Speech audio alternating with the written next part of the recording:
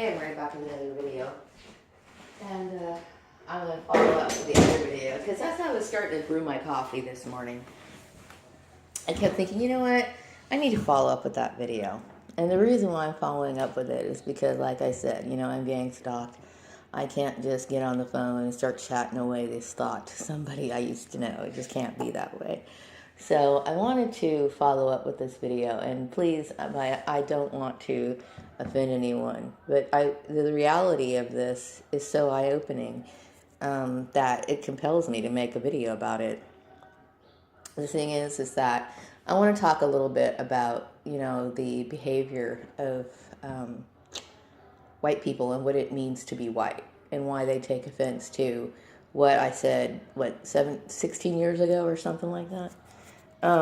The very fact that for the people who did get offended or whatever, it does show that racism is very much well and alive. We'd like to think that we can make it on our own merit in this world, but the fact is that there is a situation in place where, racism does exist. This is not, this is not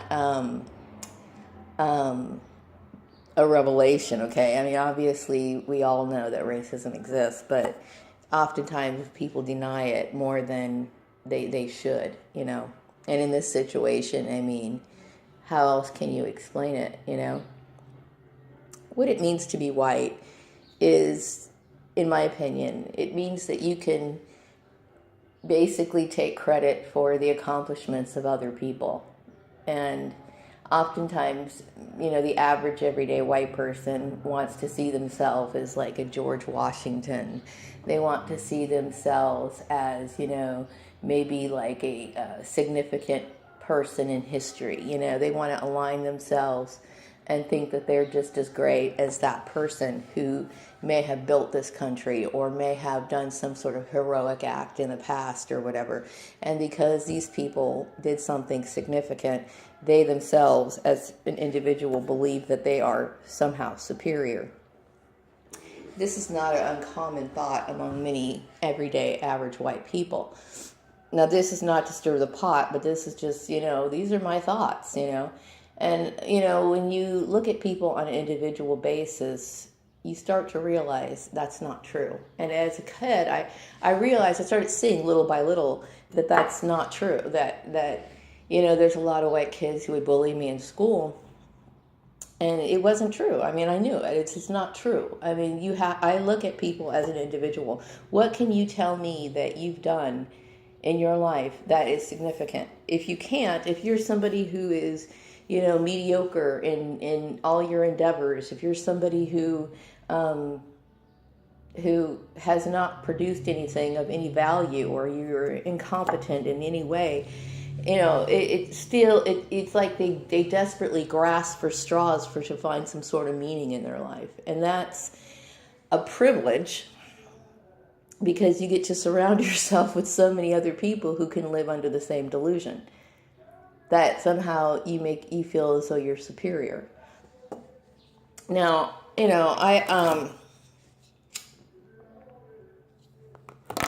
before somebody even tries to say that I'm a racist, that's bullshit, okay? And I think everybody who probably knows me very well knows that that's not true. I'm not a racist, but I am a realist, you know what I mean? And I can see how people are. And this situation proves it, okay? I'm using this situation as an example, and we all know that it's true. That's why you get people like Christy Sifford from Waylander Solutions, and forgot, was it Atlanta, somewhere, I don't know where it's located. This woman feels compelled to call me on the phone and bring other people involved in it. I don't even know this woman, okay? But she still feels compelled to harass me. Why? Because she feels as though that's such an offense, even after that many years passed, you know what I mean? There is a self-importance, that comes along with a lot of white people. They do feel extremely important, and they feel as though they have a sense of entitlement oftentimes. That's my experience, okay? I can't I can't deny that. I've experienced this behavior in so many people that I've encountered that it's a reasonable conclusion, especially going after this issue, dealing with this issue. And I believe this is one of the main roots of it, you know what I mean?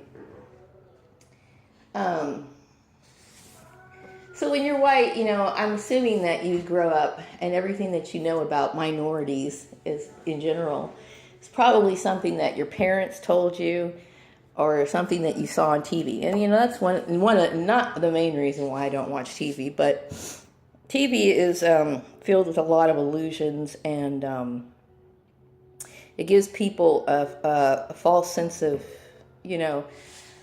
of reality.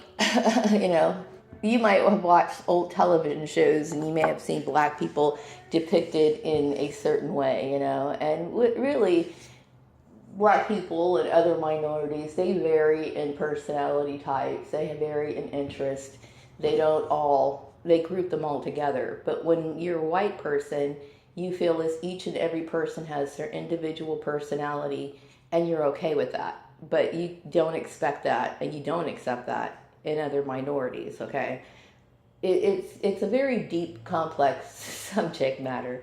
And, I could go on and on and on about it. But the fact is that if I was to go on and on about it, then people would think that I'm trying to stir the pot. And I'm not. I'm just basically making a point, okay? Because like I said, people can say what they want to, but this situation is huge, okay? And so obviously that there would be denial on the part of people if they didn't see this, okay? Because it's damn out there for everyone to see.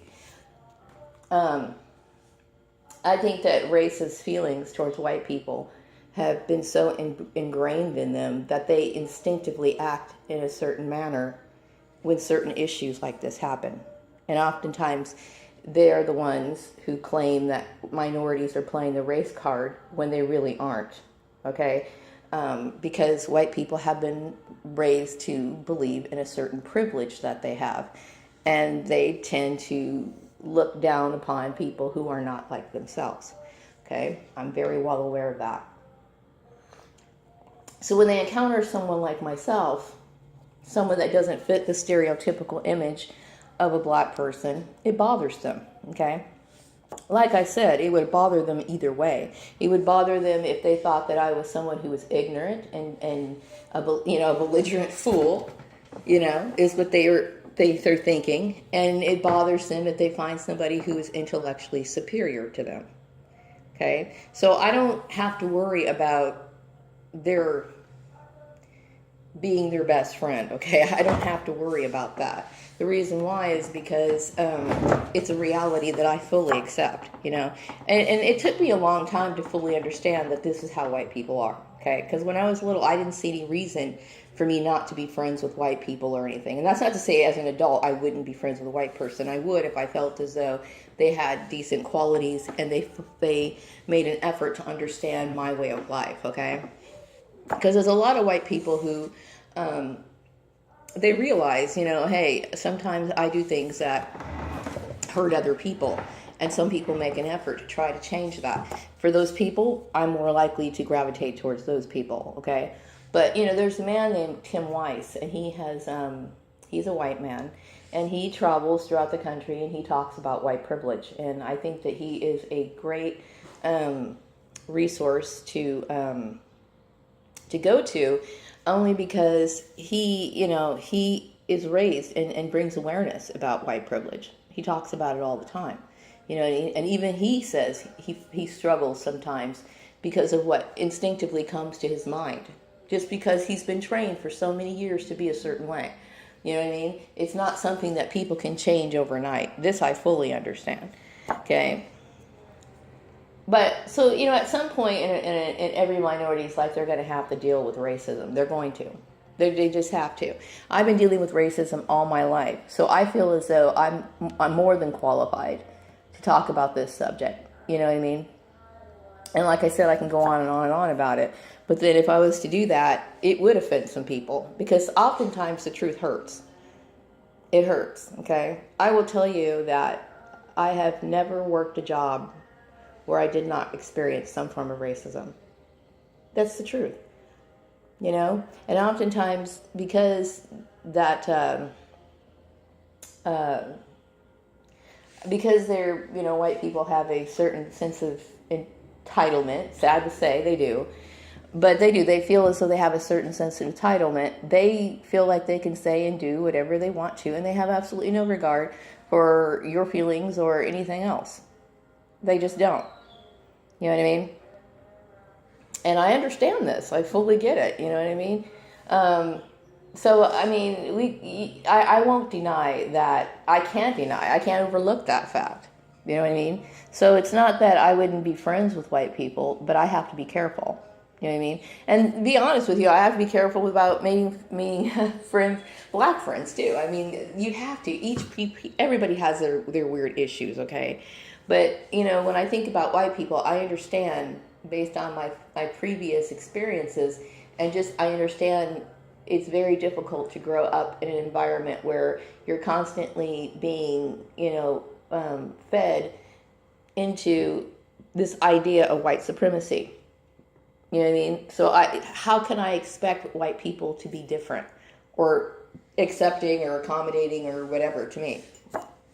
I have to expect that. That's one of my realities. You know, I deal with racism on a daily basis. You know what I mean? And so for the white people who are lying to themselves and saying, oh, you know, they're making this up and it's not true. It's because black people, they have all the opportunities in the world, and look how many black people are doing this, look how many black people are doing that. And I will tell you that the small percentage of black people that you see, I'm going to tell you that are successful, they are a very small percentage. And there's many black people who are in situations just like this, somebody who are fully qualified to do their job, and people just are shutting them out, doing all kinds of horrible things to them. Okay, it's everywhere. As a matter of fact, there's a lot of black, what do you call it, targeted individuals. You know, I suspect of most of there's several targeted individuals everywhere in the world, okay, but I highly suspect of the ones here in this country, I would probably suspect that it's far more likely than black people to be the main minority group who get targeted, okay? So,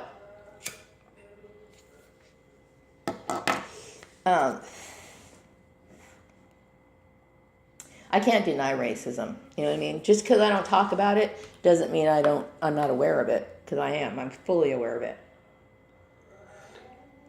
And I'm more than aware of a lot of people who claim to be Christians, and I'm more than aware of how they use that as a disguise to hide what they really feel.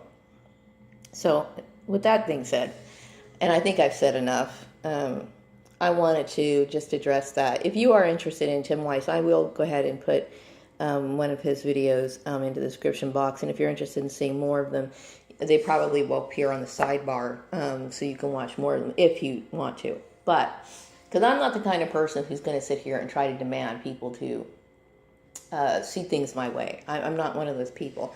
I understand people have their sense of pride, and sometimes people just want to hang on to it.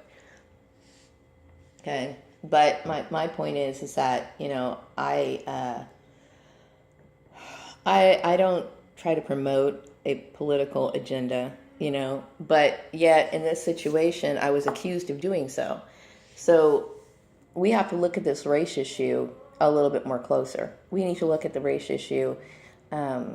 If you are involved in my targeting, you have to look at the race issue a little closer and think that, you know what I'm saying is completely true, okay?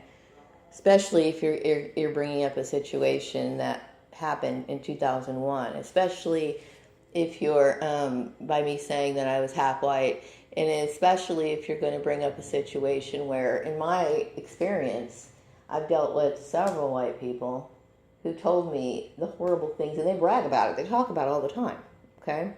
So there's denial here, okay? There's serious denial, you know, and that's all I'm saying. So I think I've said enough, and I don't really want to address race in any more of my videos. But we all know that this plays a huge part in my targeting, and the participation in my harassment. So, anyway, I will wrap this video up, and I hope that you all have a wonderful day. I'm certainly planning on doing just that. And I'll be back with another one later. Maybe if I get some stuff from the flea market. I was thinking about, showing some of my things that I get on my little shopping sprees. There's like these videos that people do, like they go to the dollar store or something. They have these like Dollar Tree hauls and stuff. And I think, okay, and the funny part is I watch them intensely. I'm like, wow, some of these people got really good deals. And I think they're kind of a fun video idea anyway, but I might do that. Right now I'm looking for rugs, if they have any rugs at the flea market. I'm also looking for an inexpensive thing that you can always grab. Like if I go somewhere that I haven't been before or whatever, I think my main souvenir that I look for is usually earrings. Only because earrings are something that I can always bring with me and keep next to me, or it's just something I can always have around me, if I really enjoyed that, experience or whatever. Earrings are a fun thing to look for at flea markets, and some of the clothing, they'll have like little sundresses and stuff that I enjoy looking at. Yeah, I enjoy flea markets, and I don't really go to the fair or anything like that. I'm not a fairground type person, but oh man, I hope I don't have allergies today. But when I do go to the fair, and I usually hate going to the fairs, okay? I hate them. I dread them, okay? But if I do go to them, I usually like looking at the booths, because it's similar to like a flea market where people sell their like homemade crafts and stuff. So I enjoy homemade crafts a lot. So that's something I might keep my eyes peeled today for. So anyway, I'm going to wrap this video up. I hope you all have a wonderful weekend, and I'm hopefully be back with another one later. Bye-bye.